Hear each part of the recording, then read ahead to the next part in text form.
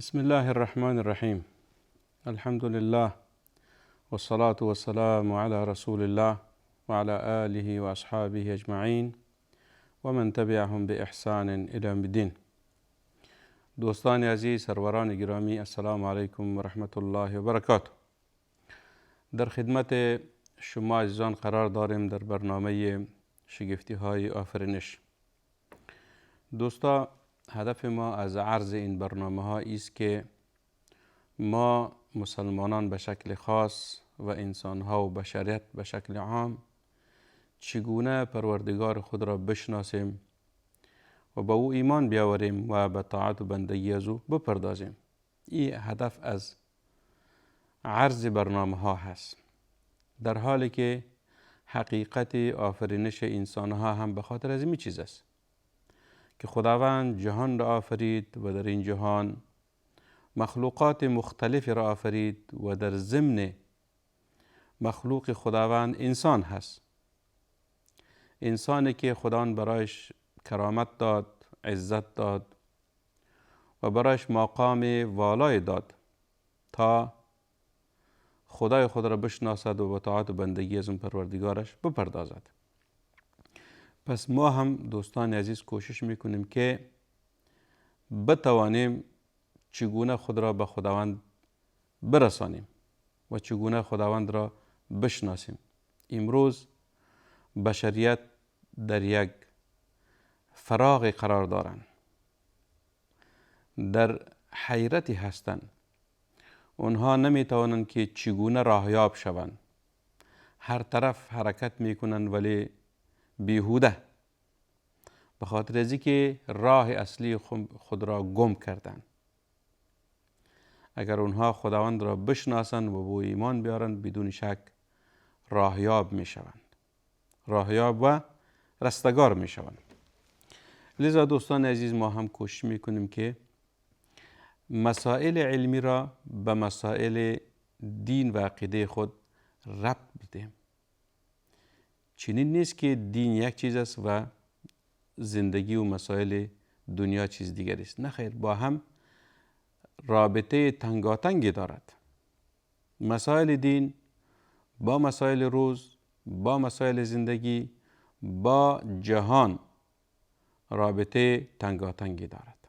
لذا دوستان عزیز کوشش کنیم که ما از جمله مؤمنان واقعی خود را قرار بدیم و در راه خداوند حرکت بکنیم. دوستان، موضوعی که امروز خدمت شما عرض میکنیم است که خالق هر چیز خداوند است. در برنامه های گذشته ما یک موضوع را آغاز کرده بودیم که او را انشاءالله دنبال میکنیم، موضوع گذشته را، و تکمیل میکنیم. ما در رابطه به معجزات پیامبران صحبت کردیم در برنامه های گذشته و این نقطه را یاد کردیم که معجزات پیامبران در پهلوی از که یک امور خارق العاده هست، یعنی خلاف عادت هست، خلاف یعنی حالتهای طبیعی هست، یک چیز جدیدی هست که با فکر و عقل و منطق انسان ها چی می شود، یعنی پذیرش از او زودتر مشکل هست، ولی واقعیت دارد. قسمی که ما را تفکیک کردیم که معجزه حق هست، در مقابلش ما امور خارق العاده دیگری داریم که او را سحر و جادو میگویند و او باطل هست.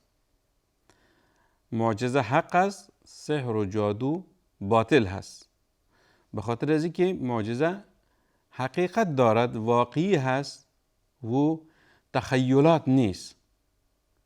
اما سحر و جادو تخیلات است. سحر و جادو چی است؟ تخیلات هست. فسحروا اعین الناس واسترهبوهم. فسحروا اعین الناس یعنی آیه قرآنی هست که ساحرای فرعون چی کردن؟ سحر کردن، جادو کردن. چی را؟ اعین الناس، چشمهای مردم را. یعنی آن چیزی را که مردم می دیدن او واقعیت نداشت. مثلا یک رسپاند را اونها انداختن و مبدل به مار شد و او واقعیت نداشت و رسمان بود. ولی و خیل الیهم، این یک تخیل بود، یعنی که برای اونها یک چیز تخیلی. اما معجزات که است خلاف تخیل هست. معجزه واقعیت است، معجزه حقیقت است. لذا در برنامه امروزی هم این موضوع را تعقیب میکنیم که آیا معجزات پیامبران با عقل و منطق سازگار بود و هست یا خیر؟ آیا عقل سلیم معجزات پیامبران را میپذیرد یا خیر؟ این موضوع را بحث میکنیم. چرا؟ به خاطر اینکه دوستا به یک نقطه باید ما بسیار متوجه باشیم که مسائل دینی ما تنها این نیست که ما او را بدون عقل و منطق یا بدون تعقلات او پذیرفته شد، بلکه این مسائل دین ما آن چیزهایی است که خداوند را به شکل تشریع برای ما فرستاده هست و جهان را که خداوند آفریده هست، این جهان با مسائل تشریعی سازگار هست، در تناقض نیست، بلکه در چی است؟ در توافق هست. بین مسائل دین و مسائل دنیا یا مسائل زندگی چی است؟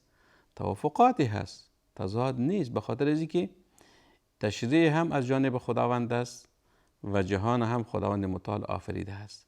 پس ناممکن هست که خداوند آن چیز را بگوید که خلاف واقعیت و طبیعت جهان باشد. این غیر معقول و ناممکن هست. پس هر چیزی که در جهان هست و هر چیزی که در مسائل دین ما مطرح می شود، در بین این دو مسائل توافق هست و تضاد نیست. دوستان، ما یک نمونه را بیان کردیم از معجزات پیامبران. یک نمونه را از معجزات پیامبران خدمت شما عرض کردیم که او را از دیدگاه عقل و منطق خدمت شما او را عرض کنیم. او معجزه چی بود؟ معجزه پیامبر علیه السلام بود. یعنی رسول صلی الله علیه وسلم از جمله خاتم الانبیاء والمرسلین بود. یعنی پیامبری بود که دیگر بعد از او پیامبر نمی آید و خاتمه پیامبر است، پایان پیامبر است. بعد از آمدن از او دیگر سلسله آمدن پیامبران به پایان رسید. دیگر درهای رسالت‌های الهی بسته شد.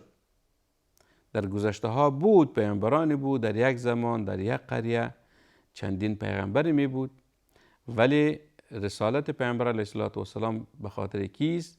به خاطر عالمین بود، به خاطر انس و جن بود، به خاطر بشریت بود، رحمت للعالمین بود. و ما ارسلناک الا کافة للناس بشیرا و نذیرا. تو را برای عموم بشریت فرستادیم.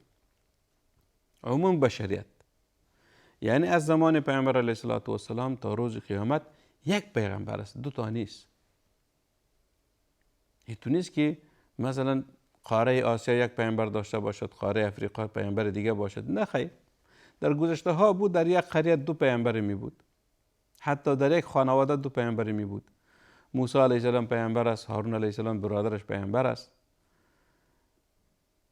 ابراهیم علیه السلام پیامبر بود، فرزندش اسحاق علیه السلام پیامبر است. ابراهیم علیه السلام پیامبر بود، فرزندش اسماعیل علیه السلام پیامبر بود. اسحاق علیه السلام پیامبر است، فرزندش یعقوب علیه السلام پیامبر بود. یعقوب علیه السلام پیامبر است، فرزندش یوسف علیه السلام پیامبر بود. یعنی در یک زمان حتی در یک خانواده چندین پیامبر می بود. اما رسول صلی الله علیه وسلم رسالت و نبوتش ویژگی های خاصی دارد که خداوند او را برای عموم بشریت فرستاده بود. لذا معجزات رسول علیه السلام هم نسبت به دیگر پیامبران چی بود؟ یعنی متفاوت بود. یکی از معجزاتی که خداوند برای این پیامبر بزرگوار داد واقع اسراء و معراج بود. یعنی واقعی بود که واقعا در اون عصر و زمان یک چیزی بود که اگر کسی مؤمن نمی بود او را پذیرفتن از او خیلی مشکل بود. لذا اهل ایمان او را پذیرفتن و اهل کفر عناد کردن، انکار کردن. مثل که پیامبر علیه السلام زمان که این حادثه رخ داد، بدون شک به شکل مختصر است که در شب این حادثه رخ داده است که پیامبر علیه السلام از مکه تا بیت المقدس توسط براق با معیت جبریل علیه السلام می رود و بعد از او ایر اسرا می گویند، یعنی سفر زمینی که در یک بخشی از شب این صورت گرفت. بعد از او سفر یعنی آفاقی یا آسمانی آغاز می شود که او را معراج می گویند. پیامبر صلی الله علیه وسلم با معیت جبریل علیه السلام طرف آسمان ها رفت. وقتی که این واقعه با همو تفصیلش رخ داد، پیامبر علیه السلام دوباره آمد به مکه. اولین کسی که با او روبرو شد ابو جهل بود. ابو جهل رسول صلی الله علیه و اول او را خبر داد که من در این شب رفتم به شام و از اونجا به آسمان ها رفتم و چنین و چنان رخ داد.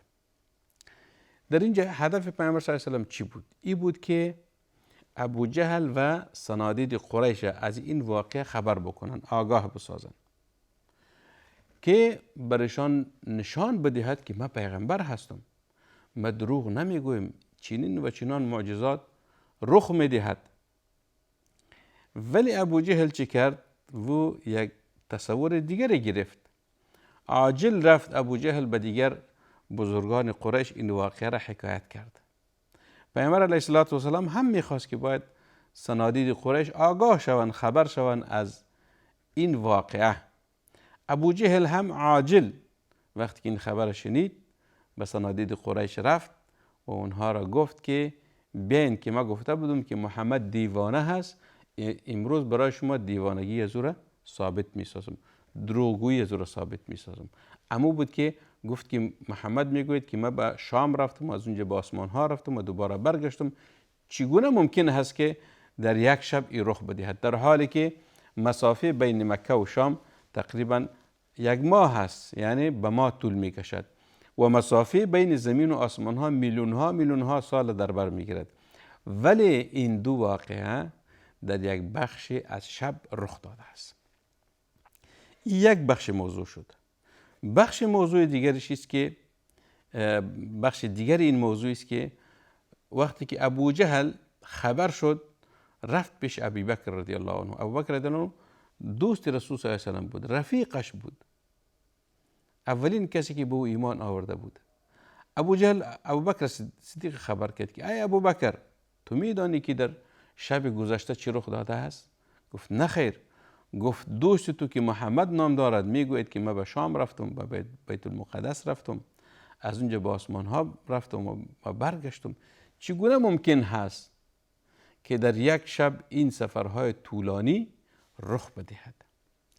در اینجا ببینید دوستا نقطه مهم و جالب که ابو بکر مؤمن هست، ابو جهل کافر هست. ابو جهل در مقابل این واقع عناد کرد، این حادثه را رد کرد و او را به تمسخر گرفت.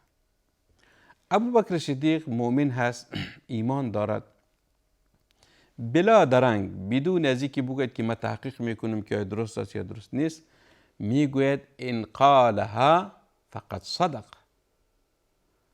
یعنی اگر همین کلامه که شما میگوین محمد صلی الله علیه وسلم گفته باشد فقط صدق، و راست گفته است، ما او را تکذیب نمی کنم، سخنش رد نمی کنم، چرا که او پیغمبر هست. ابوبکر صدیق میداند که محمد صلی الله علیه وسلم پیغمبر خدا بود و پیغمبر خدا هست و هر چیزی که میگوید راست است و این پیغمبر دروغ نمیگوید، دروغگو نیست. پس این بود موضوع چی؟ موضوع ازی که اهل ایمان چی نوع تعامل کردن با این واقعه، اهل کفر چی نوع تعامل کردن با این واقعه، مؤمنان چگونه تعامل کردن و کفار چگونه تعامل کردن. ایست یعنی موضوع عکس العمل های امت های پیغمبران یا اقوام پیغمبران، که هر قومی از اقوام پیغمبران دو گروه هستند. گروه هستند که به اونها ایمان میآورند، گروه هستند که به اونها کفر میورزند، ایمان نمیآورند. کفار با پیغمبران استهزا کردند، تمسخر کردند، رد کردند سخنانشان را، اونها را اذیت دادند. ولی مؤمنا با پیغمبر ایمان آوردند، تأییدشان کردن و در پهلویشان استاد شدن. ایست عکس العمل های اقوام پیامبرا که با اونها تعامل داشتن. این چی است؟ این موضوع امی واقع اسراء و معراج بود که به شکل مختصر خدمت شما عرض کردم که این واقع به این شکل رخ داد و عکس العمل های مردم در مقابل این واقع چنین بود. کفار رد کردن، مؤمنا تأیید کردن. ولی حقیقت چیست؟ حقیقتی بود که این واقع رخ داده بود. و حتی موضوع بحثی که در او هم بعضی علما صحبت کردن و که آیا این واقع اسراء و معراج در خواب بود یا در بیداری. اتفاق علمای امت یا جمهور علمای امت به این متفق هستند که واقع اسراء و معراج در بیداری بوده، در خواب نبوده. اگر در خواب باشد این معجزه نیست. هر کس خواب میبیند. یک شخص از خواب میبیند که در هوا میپرد. یک شخص از خواب میبیند که به آسمان ها رفته است، از یک جای به جای دیگر رفته است، از یک کشور به کشور دیگر. این خواب خو دلیل شده نمیتواند و معجزه شده نمیتواند. لذا حادثه اسراء و معراج در بیداری رخ داده است و لذا وقتی که پیامبر صلی الله علیه و آله نزد خداوند متعال رفت و خداوند متعال برای پیغمبرش در این شب نماز به شکل هدیه تقدیم کرد که ای محمد این هدیه تو و امتت. نماز برش هدیه کرد که این 5 وقت نماز برای تو و برای امتت هدیه است از جانب من. لذا نماز که است الصلاة معراج المؤمن، نماز معراج مؤمن هست. یعنی وقتی که ما 5 وقت نماز میخوانیم به این معنی است که همین نماز ما و شما میرود به کجا؟ به آسمان ها، به خداوند متعال. اگر نماز درست باشد، نماز قبول و پذیرفته باشد، او را خداوند میپذیرد و میرود به طرف بالا. اگر نماز درست نبود، نماز ناقص بود، او عروج نمی کند، او در زمین باقی میماند. لذا دوستان عزیز، حادثه اسراء و معراج یک حادثه واقعی بود که در بیداری رخ داده بود و پیامبر علیه السلام این جریانات خودشان به چشم سر دیدن در سفر زمینی و در سفر آسمانی اون آیات خداوندی را دیدن و دوباره برگشتن و عکس العمل قوم خود را هم اونها دیدن. این چی بود؟ به شکل مختصر جریان همین حادثه اسراء و معراج بود که انشاءالله در برنامه آینده تکمیل میکنیم. هدف ما است دوستان عزیز که جریاناتی که او را ما معجزات پیامبران میگویم این واقعیت است، این حقیقت است، این تخیلات و اوهام نیست. مثل که بعضی دشمنان اسلام چی میکنن؟ شبهاتی وارد میکنن که این مسائل چی است؟ تخیلات و اوهام است. ما میگیم که نخیر، این واقعیت هست و حقیقت است که رخ داده است. از کی؟ از پیامبران خداوند. و صلی الله و سلم و بارک علی سیدنا و نبینا محمد صلی الله علیه و سلم.